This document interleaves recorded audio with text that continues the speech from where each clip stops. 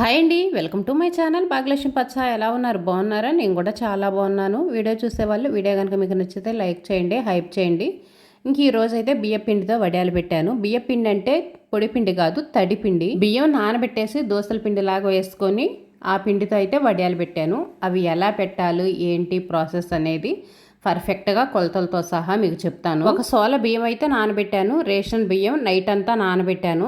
అదే సోలతోటి 8 సోలల వాటర్ అయితే తీసుకోవాలి. అంటే మనం ఏ గ్లాస్తో బియ్యం పోసామో సేమ్ అదే గ్లాస్తో 8 గ్లాసుల వాటర్ అయితే తీసుకోవాలి. ఇంకా నీళ్ళు అయితే పొయ్యి మీద పెట్టాను, గ్యాస్ మీద పెట్టాను. ఇప్పుడు గ్యాస్ అనేది మనం చాలా జాగ్రత్తగా వాడుకోవాలి కదా, అందుకని మూత పెట్టి అయితే కాగబెడుతున్నాను. మూత పెట్టామనుకోండి త్వరగా కాగుతాయి. రేషన్ బియ్యం నైటే నానబెట్టాను కదా, బాగా నానిపోయినాయి.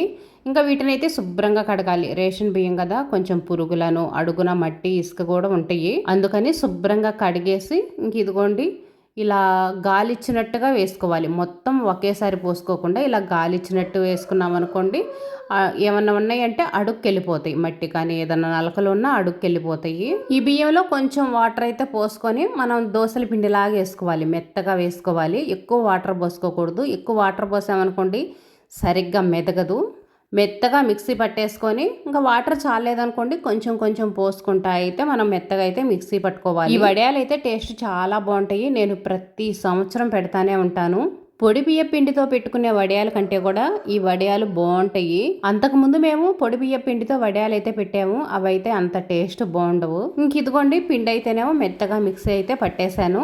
ఇంకొంచెం బియ్యం ఉన్నాయి కదా, అవి కూడా మిక్సీ అయితే పట్టేసుకుందాం. ఈ పిండి అయితేనేమో సపరేట్ గిన్నెలో వేసుకుందాం. పిండి తెల్లగా ముత్యాల్లాగా మెరిసిపోతుంది కదా. ఎండాకాలంలోనే మనం వడియాలు పెట్టుకోవాలంటే మిగతా సీజన్లో ఏ సీజన్లో కూడా మనం వడియాలు పెట్టుకోలేము, ఎందుకంటే ఎండ అనేది ఎక్కువగా రాదు కదా.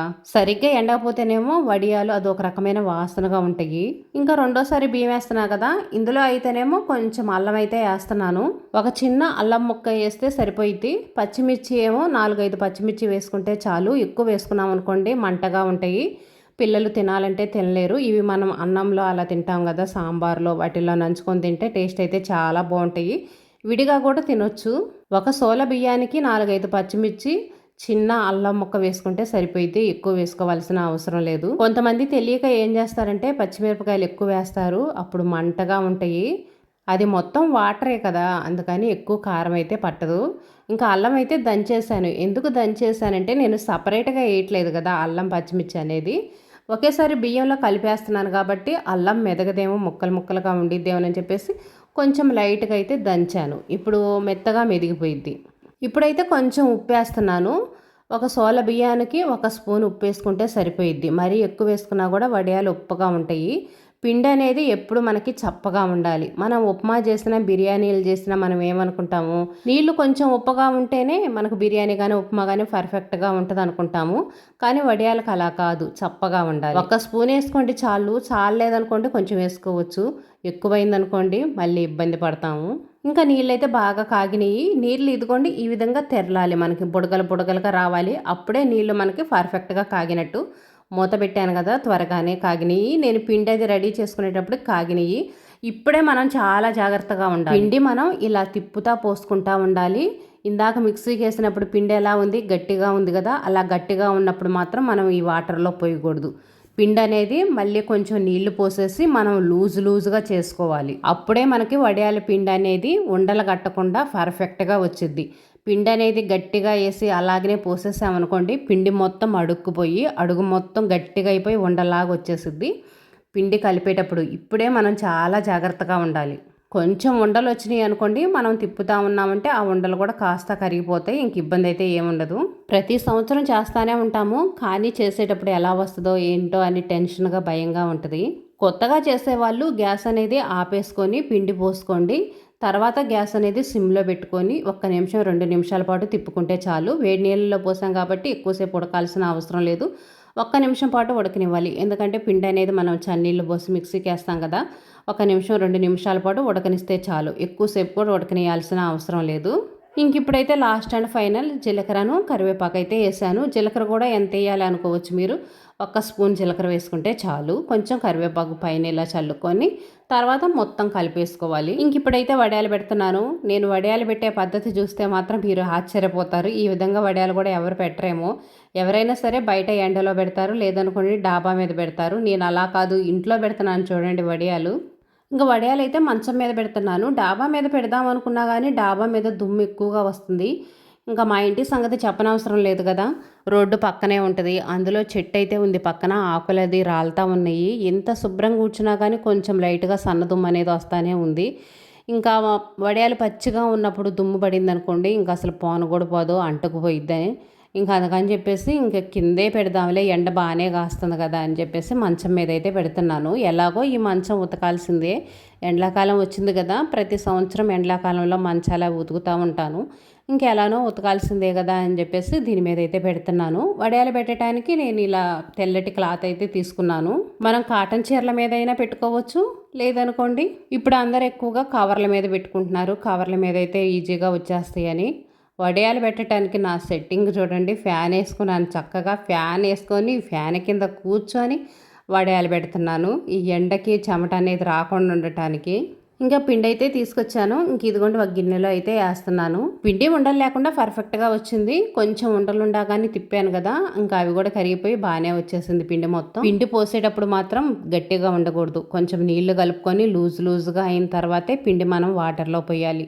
ఇది మాత్రం గుర్తుపెట్టుకోండి, లేదనుకోండి పిండి మొత్తం పాడైపోయిద్ది. వాటర్ కూడా నేను చెప్పినట్టు పర్ఫెక్ట్గా తీసుకున్నారనుకోండి, ఎక్కువ అవ్వవు తక్కువ అవ్వవు. ఒకవేళ ఎక్కువైందనుకోండి, పిండి అనేది కొంచెం లూజ్ అయింది, వడియాలు పెట్టడానికి నాకు బాగా రావట్లేదు అనుకున్నారనుకోండి, అలాంటప్పుడు పొడి బియ్యం పిండి ఉంటుంది కదా, అదైతే కొంచెం కలిపి పోసుకోండి. పిండి అనేది చిక్కబడిపోయిద్ది. ఒకవేళ పిండి అనేది బాగా గట్టిగా వచ్చిందనుకోండి, అప్పుడు అందులో కొంచెం వాటర్ పోసి కలుపుకోండి. ఏ వాటర్ పోస్తారు, చల్లటి నీళ్ళు పోయకూడదు. మళ్ళీ వాటర్ అనేది వేడి చేసుకొని పోసి కలుపుకోండి. అప్పుడు పిండి అనేది గట్టిగా లేకుండా కొంచెం లూజ్ అయ్యిద్ది. నేను వడియాలు అయితే పెడుతున్నాను. వడియాలు పెట్టేటప్పుడు క్లాత్ తడపకూడదు, పొడి క్లాత్ మీదే పెట్టుకోవాలి. వడియాలు మనం ఎవరి హెల్ప్ లేకుండా ఒక్కలమే పెట్టుకోవచ్చు. ఒక 1/2 కేజీ బియ్యం తీసుకున్నాం అనుకోండి, ఒక్కలమే చక్కగా ఒక అరగంటలో ఒక గంటలో పెట్టేసుకోవచ్చు. ఫాస్ట్గా పెట్టే వాళ్ళైతే ఒక అరగంటలో పెట్టేసుకుంటారు. కొంచెం నిదానంగా పెట్టుకున్న వాళ్ళైతే ఒక గంట టైం పట్టిద్ది. రోజు ఒక గంట టైం కేటాయించుకున్నాం అనుకోండి, సంవత్సరం అంతా వడియాలు తినొచ్చు, బయట కొనుక్కునే పని లేకుండా. కొనుక్కున్నా కూడా మన ఇంట్లో వడియాల్లాగా ఎందుకుంటే ఉండవు కదా. ఈ టేస్ట్ వేరుగా ఉంటుంది, ఆ టేస్ట్ వేరుగా ఉంటుంది. పిండి కూడా మరీ లూజ్గా ఉండకూడదు, మరీ గట్టిగా ఉండకూడదు. వడియాలు పెట్టేటప్పుడు మనం ఈ విధంగా నిలబడైతే ఉండాలి.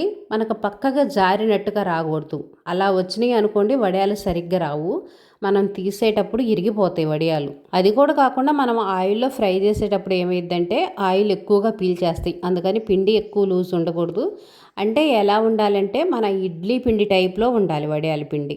దోశల పిండి అంత లూజ్ ఉందనుకోండి, ఆయిల్ ఎక్కువ పీలుస్తాయి, వడియం కూడా పర్ఫెక్ట్గా రాదు. ఎప్పుడైనా సరే మన ఇడ్లీ పిండి కాకపోతే ఇంకొంచెం లూజ్గా ఉంటే చాలు. అంతకంటే ఎక్కువ లూజ్గా ఉంటే వడియాలు బాగా రావు. ఇదిగో చూడండి, వడియాలు మొత్తం నేను ఒక్కదాన్నే పెట్టేశాను. కుజ్జి వేసుకొని ఫ్యాన్ వేసుకొని చక్కగా వడియాలు పెట్టాను. అస్సలు విసుగే అనిపించలేదు. చెమట పోయకపోతే మనకి ఎంత పని చేసినా ఎందుకు కష్టం అనిపించింది చెప్పండి. ఈ మంచం ఇక్కడే ఉంచను, బయట అయితే పెడతాను. బయట ఎండ వచ్చింది కదా, ఎండలో అయితే బాగా ఎండిపోతాయి. నాకు ఒక్కదానికి పెట్టాలంటే కష్టంగా ఉంటుంది కదా. నవీన్ అయితే బయటకు వెళ్ళాడు ఆడుకోవడానికి. మా ఆయన కానీ ఎవరొకళ్ళు వచ్చిన తర్వాత మంచం బయట పెడదాంలే అని చెప్పేసి ప్రస్తుతానికి ఫ్యాన్ వేసి ఫ్యాన్ కింద అయితే పెట్టాను. ఈలోపు అయితే నేను అంట్లు కడుగుతున్నా.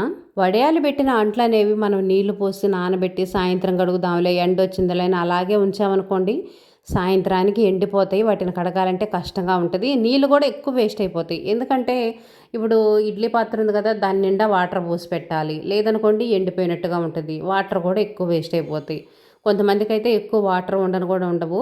అందులో ఇప్పుడు ఏ కాలం, ఎండాకాలం వాటర్కి మనకి ఎంత కష్టం. స్టీల్ కప్పురు ఒకటి తీసుకొని కొన్ని నీళ్లు తీసుకొని తడుపుకుంటా ఇలా రుద్దుతా ఉన్నారనుకోండి, శుభ్రంగా పోయిద్ది. ఈ ఎండ్లకైతే రుద్దినట్టు కడగటం వేస్ట్. ఒక్క అంట్లు రుద్దినా కూడా వెంటనే ఎండిపోతున్నాయి. ఎండ వచ్చింది కదా, ఇక్కడ నీడ కూడా లేదు, కొంచెం కూడా నీడలేదు.